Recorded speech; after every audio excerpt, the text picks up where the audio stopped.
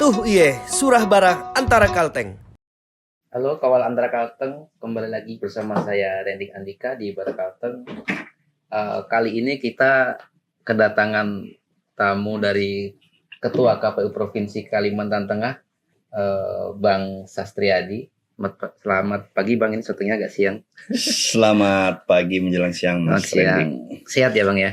Alhamdulillah sehat. Alhamdulillah. Ini untuk kedua kalinya teman-teman. Kita ngobrol di sini, di tempat ini, di ruangan ini bersama Ketua KPU Provinsi Kalimantan Tengah.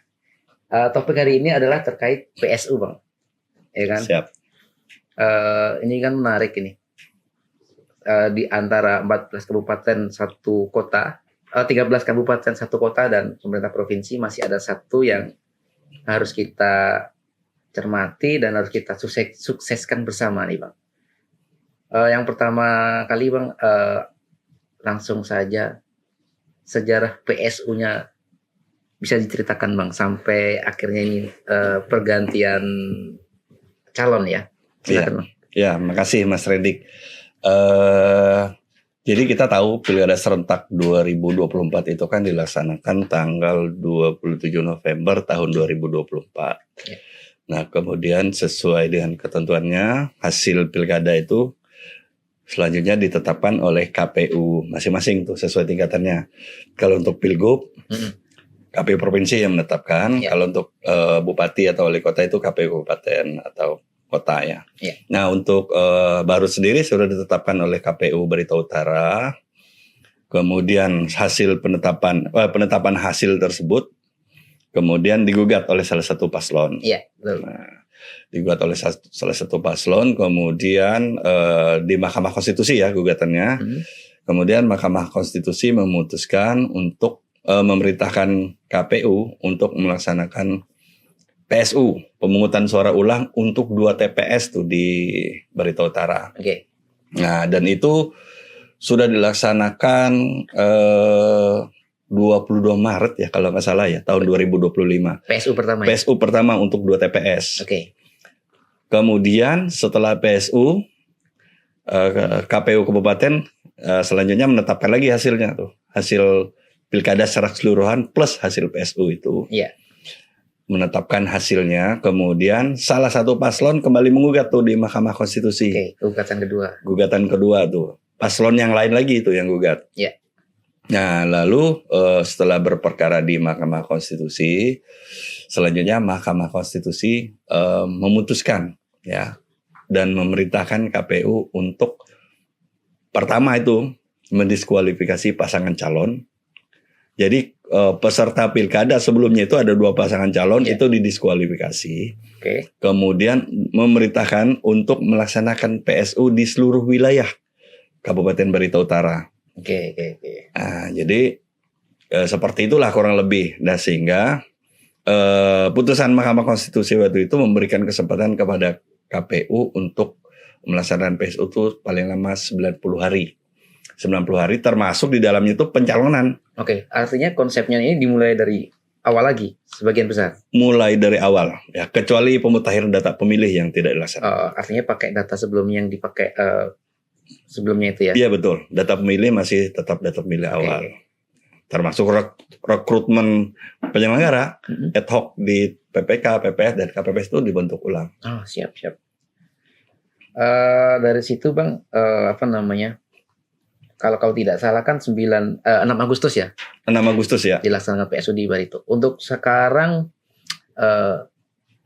kesiapan dari KPU setempat untuk termasuk PPK-nya, kemudian sosialisasinya, termasuk logistiknya? Iya. 90 hari itu sebenarnya mepet ya bagi KPU untuk melaksanakan pilkada. Ya. Tapi ya itu pasti semua bisa dilaksanakan oleh KPU. Untuk pencalonan itu sudah ditetapkan oleh saya lupa tanggalnya itu ya, 16 Juni ya. 16 Juni sudah tetapkan pasangan calon, ada 2 pasangan calon yang diajukan oleh partai politik. Kemudian rekrutmen PPK, PPS, badan ad hoc itu sudah dilaksanakan. Ada di Barito Utara itu ada 9 kecamatan. Ya. Jadi 9 kecamatan itu sudah dibentuk semua PPK-nya, kemudian juga di PPS ada di 103 desa atau kelurahan di Barito Utara. Nah, masih ada satu lagi ad hoc yang akan dibentuk ini, yaitu KPPS. Oke, belum ya? Belum. Ada 270 TPS di Barito Utara, artinya 270 kali 9 orang tuh nanti di KPPS. Jadi 9 orang itu ada 7 KPPS-nya, kemudian ada 2 petugas ketertibannya. Jadi dikali 270 TPS. Ya sekian ribu orang lah nanti yang akan dilibatkan untuk terlibat. Nah, satu lagi logistik. Logistik sekarang kita sedang persiapan. Karena ada 2 calon ya, ada pasangan Pak Salahuddin Felix, kemudian Pak Jimmy dan Indria. Iya. Untuk logistik. Iya. Logistik ini gini, logistik itu berkaitan dengan paslon. Oke. Karena ada beberapa logistik itu yang by name ya, harus ada nama paslonnya. Ya, artinya kan logistik itu tidak bisa disiapkan sebelum ditetapkannya paslon. Tapi kan paslon sudah ditetapkan. Dan sekarang sebagian logistik itu sudah mulai produksi dan sudah ada juga yang sudah datang di gudang KPU. Beberapa logistik yang kecil-kecil lah ya. Kemudian surat suara, kotak, bilik, dan tinta, segel, dan seterusnya itu sedang proses sekarang. Yang pasti targetnya kita dan KPU Barut ya, kami memberikan arahan kepada KPU Barut itu H-3 itu udah clear semua lah, udah siap didistribusikan. Artinya sudah sampai di gudang KPU? Bukan hanya sampai, udah siap tuh H-3 tuh. Sudah siap didistribusikan ke TPS. Siap. Artinya sudah ada pemilahan per TPS gitu. Sudah, kita udah buat timeline itu. Oke. Nah, H-3 itu udah siap didistribusikan ke TPS. Karena distribusi di Barut itu nggak terlalu ini. Semuanya bisa dijangkau dalam 1 hari. Oke.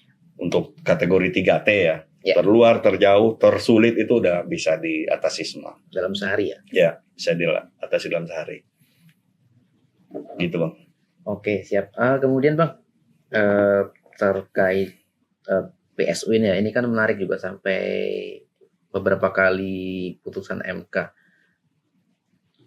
KPU provinsi sendiri untuk memastikan PSU ini tidak kembali lagi, penekanan apa yang diberikan untuk penyelenggara teknis di Barito Utara itu?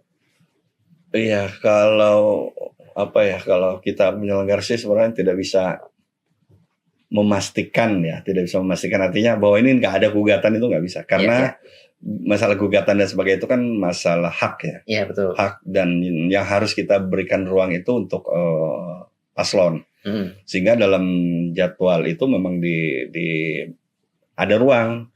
Dalam jadwal itu kalau setelah nanti ditetapkan hasilnya, maka ada kesempatan 3 kali 24 jam untuk paslon mengajukan gugatan di Mahkamah Konstitusi. Itu kita berikan ruang. Nah, hanya kalau kita dari sisi penyelenggara saja kita harus memastikan bahwa dari sisi penyelenggara kita sudah benar gitu, sudah profesional. Dan itu yang selalu kita ingatkan kepada teman-teman kita di Barut.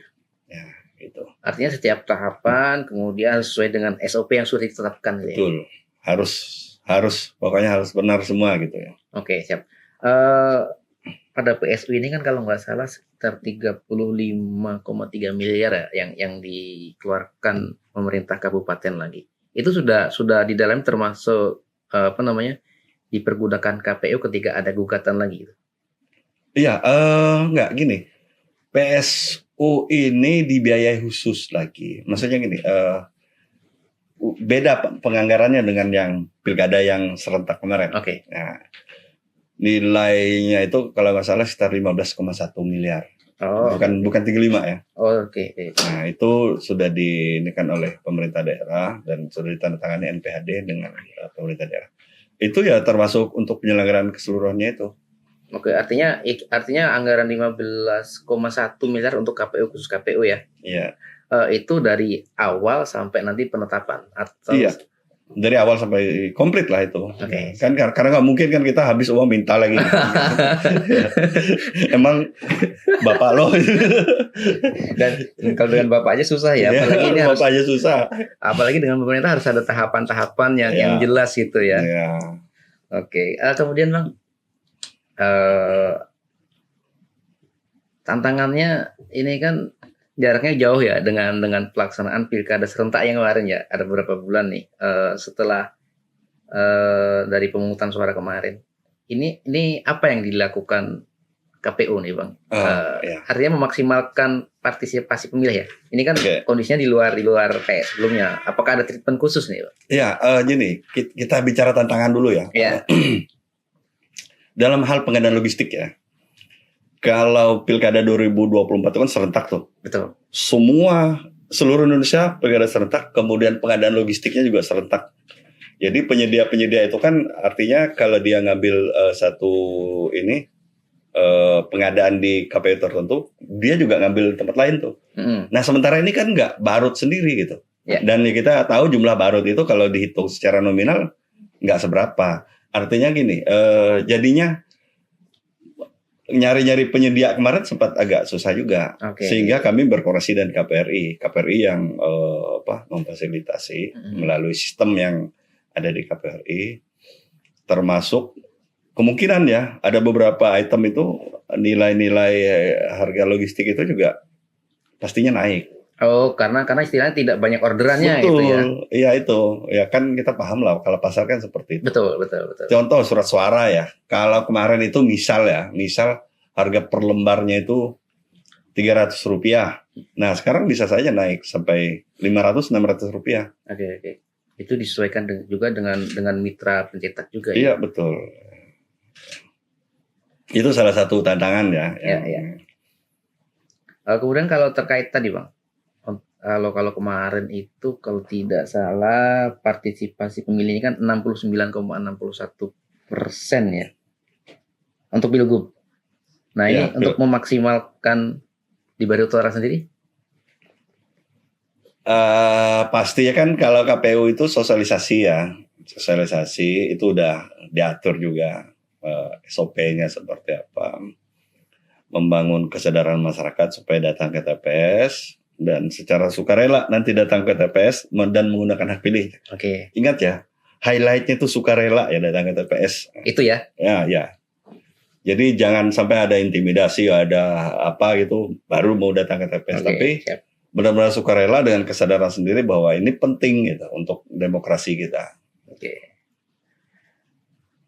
Artinya diharapkan partisipasi masyarakat maksimal ya? Iya, kita harapkan seperti itu. Masyarakat pemilih di Barito Utara nanti tanggal 6 Agustus itu pukul 7 sampai pukul 13 datang ke TPS dan menggunakan hak pilih. Oke. Sampai sekarang ini Bang, kan pelaksana teknisnya di Barito Utara ya? Iya. Apa pendampingan seperti apa yang dilakukan KPU Provinsi Kalimantan Tengah? Karena memang sekarang sorotannya ke situ gitu. Iya, ya memang kita akui Barito Utara bukan kasus ya. PSU di Barito Utara ini kan menjadi perhatian publik ya. Betul. Bukan hanya Kalteng ya, tapi se-Indonesia juga.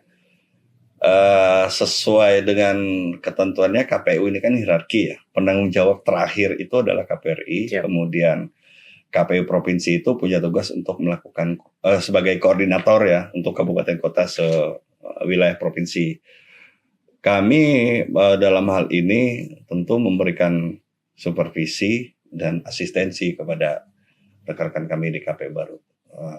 Ya selalu kami berkoordinasi dan mengikuti perkembangannya seperti apa. Kemudian ada beberapa hal juga yang kita berikan masukan dan saran supaya ya sesuai ketentuan lah, itu yang pastinya menjadi acuan kita. Oke, siap. Kalau dari kacamata KPU Provinsi Kalteng sendiri, kondisi sekarang di Barit itu seperti apa Bang? Gejolak-gejolaknya? Apakah nanti sangat berpengaruh dengan pelaksanaan keamanan dan termasuk partisipasi sendiri? Ini kondisi masyarakatnya maksudnya? Iya. Kalau kita sih gini ya, sejauh ini normal-normal saja. Artinya nggak ada laporan-laporan yang ekstrim lah gitu Oke. ya. Ya semuanya normal kok. Jadi ya asumsi kita masyarakat ya udah sadar demokrasi semua lah. Jadi paham bahwa ini bagian dari proses ya dan harus kita ikuti gitu. Oke, siap. Kalau ini sendiri Bang, informasi dari KPU Barito Utara sendiri sejauh mana sih para calon termasuk partai pengusung pendukung komunikasi dengan KPU sendiri? Mungkin koordinasi apakah?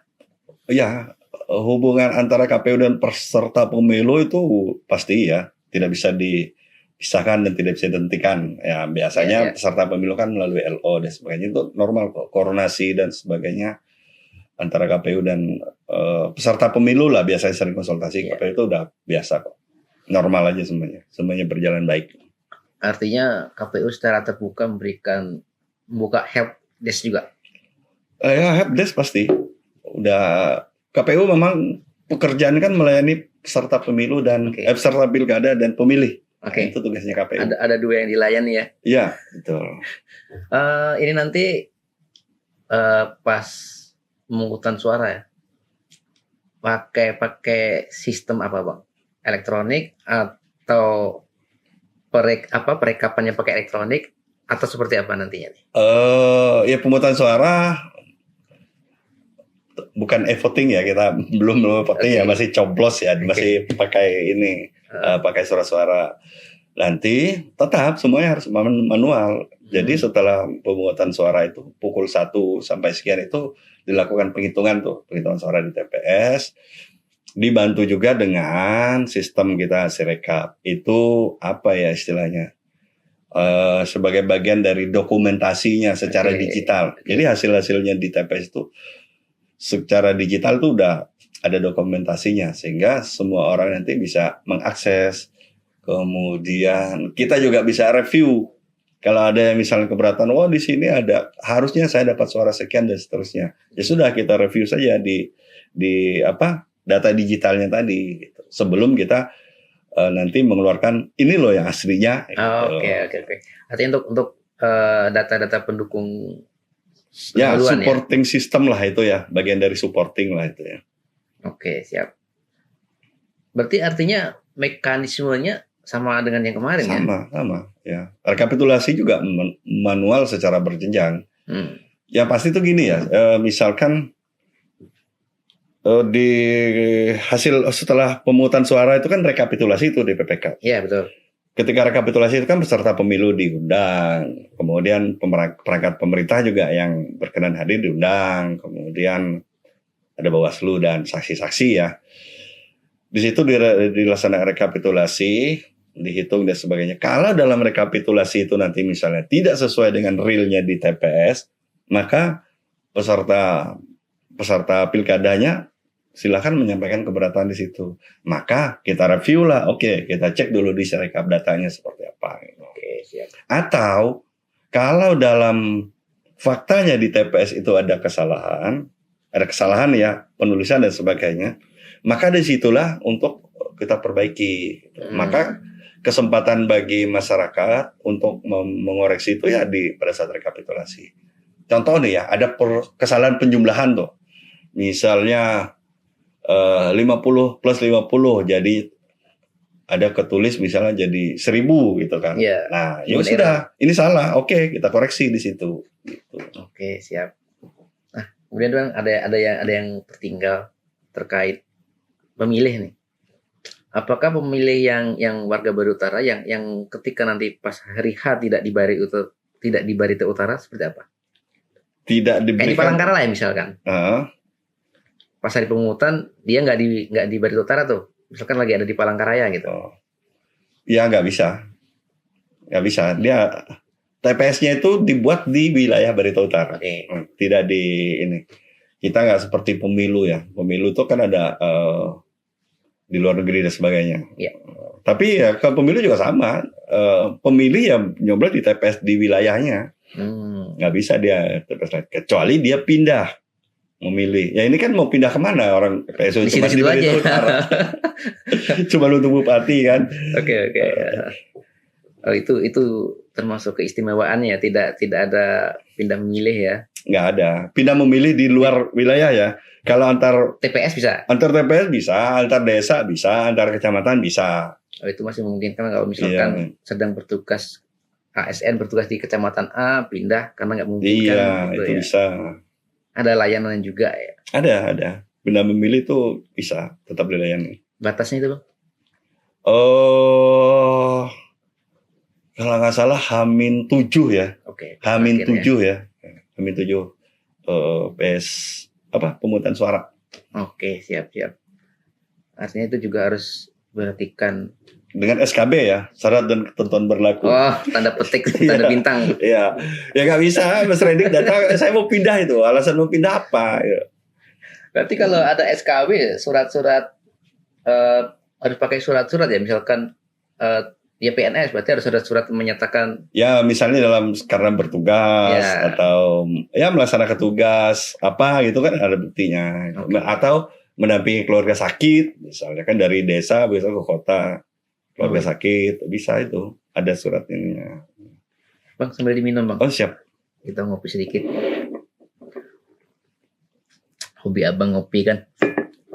Ya ngopi nongkrong di pojokan di kantor itu nikmat sekali itu. Kenikmatan yang hakiki Bang, tidak bisa tergantikan. Iya Bang, terkait pemilihan, ini apakah ada TPS khusus juga nih? TPS khusus ya? Mm-mm. Oh, baru terasa nggak ada ya? Nggak ada ya? TPS khusus. Seingat saya nggak ada ya. Oke. Nanti saya cek lagi lah. Oke, siap.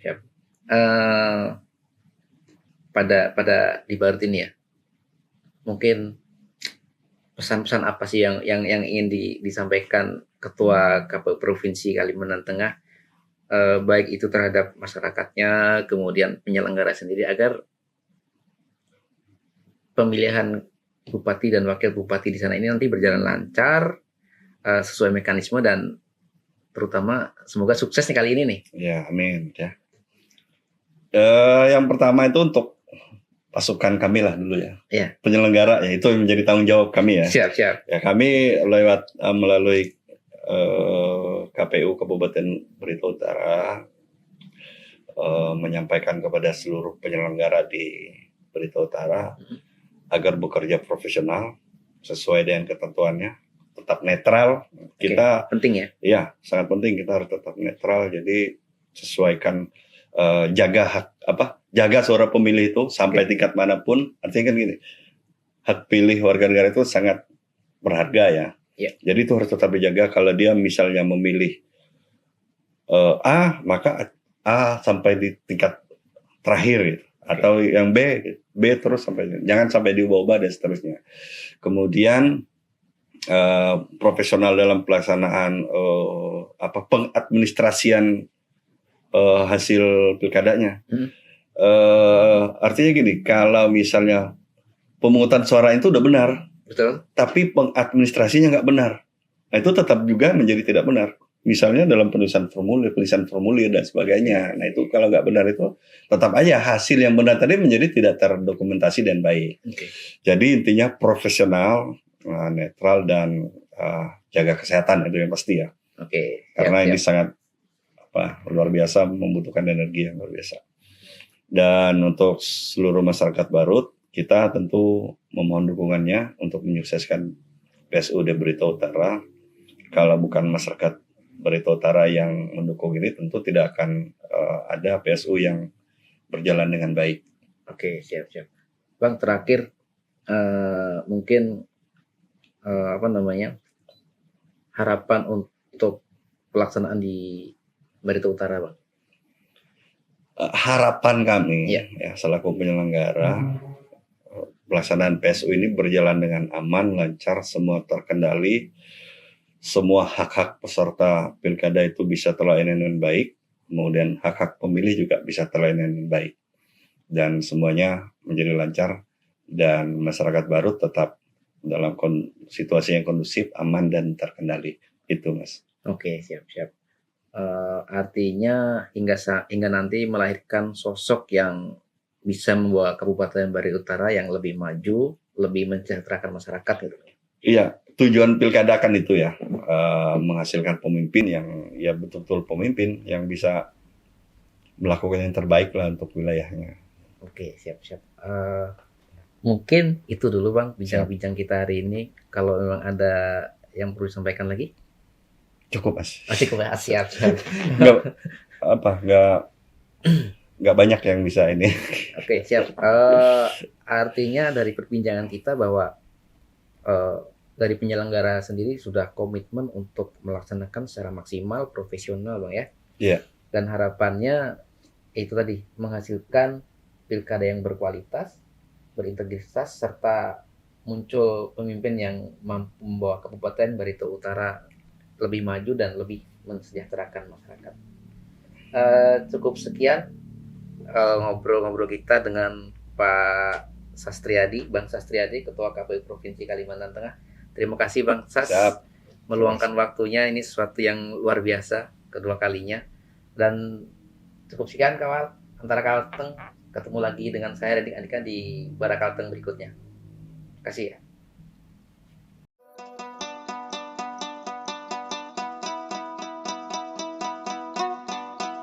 Tuh iye, surah bara antara Kalteng.